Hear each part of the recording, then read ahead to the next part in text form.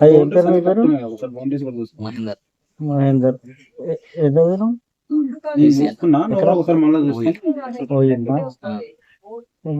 Elections అయిపోయినాయి కదా, Congress government వచ్చింది. రేవంత్ రెడ్డి పరిపాలన ఎట్లున్నా? రేవంత్ రెడ్డి పాలన బాగాలేదన్న. ఎందుకు? అసలు రేవంత్ రెడ్డి సీఎం గా అనౌన్స్ చేసి కాంగ్రెస్ పార్టీ ఎలక్షన్ వెళ్తే ఎవరు గెలవకపోతుండే అసలు. అట్లేందుకంటే ఇప్పుడు జనరల్ గా కాంగ్రెస్ ఎమ్మెల్యేని ప్రజలు ఓట్లేసి గెలిపించారు. గెలిపించిందంటే యాక్సెప్టెన్స్ ఉందన్నట్టే కదా. పార్టీ పైన సానుభూతితో గెలిచారు తప్పితే సానుభూతి అంటే ఎందుకు? కాంగ్రెస్ చాలా రోజుల నుండి వాళ్ళు గెలవలేదు కదా. లాస్ట్ టైం ఎలక్షన్ లో ఓడిపోయారు, ఓడిపోయింది.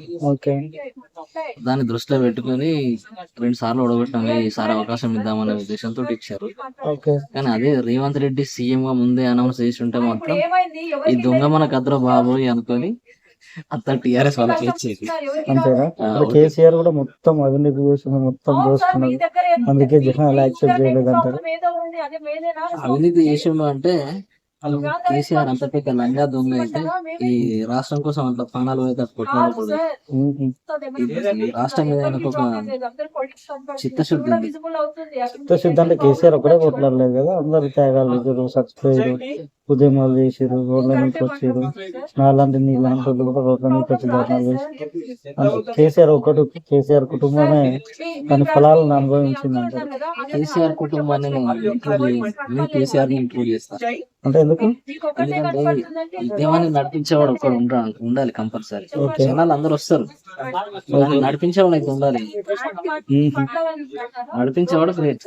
ఇప్పుడు రేవంత్ రెడ్డి పరిపాలన ఇప్పుడు ఫ్రీ బస్ పెట్టిండు, ఫ్రీ కరెంట్ కూడా ఇస్తున్నారు, 200 యూనిట్లు కొట్టుకుంటున్నారు బస్సులలో. మీరు వస్తున్నారు బస్సులు కొట్టుకుంటున్నారు జనాలు పట్టుకుని. ఓకే, ఇప్పుడు ఫ్రీ కరెంట్ కూడా ఇచ్చింది కదా. ఎక్కడన్నా ఇప్పుడు 0 బిల్స్ వస్తున్నాయంట చాలా మంది. మేమైతే బిల్లులు పడుతున్నాం. మీరు అప్లై చేసుకోలేదన్నా? దేనికి అప్లై చేసుకోవాలా? ఫ్రీ కరెంట్ అన్నాడు, అప్లై చేయాలి కంపల్సరీ. అప్లై చేస్తేనే యాక్సెప్టెడ్ అది.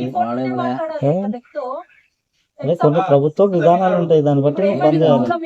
మేము విధానం పెడుతున్నాము, ఇట్లయితే కరెంట్ బిల్లు కట్టాలని చెప్పాలి. మేమే అందరి కరెంట్ బిల్లు ఫ్రీ అన్నావు, బస్సు ఫ్రీ అన్నావు.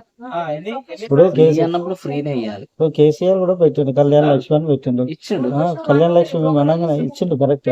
ఎట్లా ఇచ్చిండు? దానికి ఆన్లైన్ ప్రొసీజర్ ఉంది, అప్లికేషన్ ఫిల్ చేయాలి, గెస్టర్ సిగ్నేచర్ పెట్టాలి. పెళ్లిగానోడు కూడా తీసుకుంటే ఉంటది కదా, పెళ్లిగానోడు కూడా పట్టుకుపోయి తీసుకుంటాడు. మరి ఇప్పుడు కరెంట్ బిల్లు కూడా 10 మందికి ఒక్కనే ఉంటే డైరెక్ట్ నీకు ఇవ్వాలంటే నీ పేరు మీద ఒక 10 ఉంటే 10 ఇవ్వలేదు కదా. ఆ పేరు మీద అంటే దానికే నువ్వు అప్లై చేసుకోవాలని చెప్తున్నావు. అది ఉంటే మనకి తెలుస్తుంది కదా ఎవరి పేరు మీద ఉన్నాయి. మన బయోడేటా ఆల్రెడీ ఆయన దగ్గర ఉంటుంది కరెంట్ బిల్లుకి సంబంధించి. పెళ్లికి సంబంధించి వాళ్ళ దగ్గర బయోడేటా ఉండదు కాబట్టి వాళ్ళు బయోడేటా అడుగుతున్నారు. ఎందుకు బయోడేటా ఉండదు? ఇప్పుడు నీకు ఆధార్ కార్డు ఉన్నది, నీ ఆధార్ కార్డు మీద నువ్వు ఆధార్ కార్డు ఇస్తేనే కదా వాళ్ళ దగ్గర నీకు ఎన్ని కరెంట్ బిల్లులు ఉన్నాయని. కళ్యాణ లక్ష్యం అన్నారు. రాష్ట్రంలో ఎవరెవరికి పెళ్లి అవుతుంది రేపు అనేది అయితే ఉండదు కదా, రాష్ట్ర ప్రభుత్వం దగ్గర ఉండదు కదా.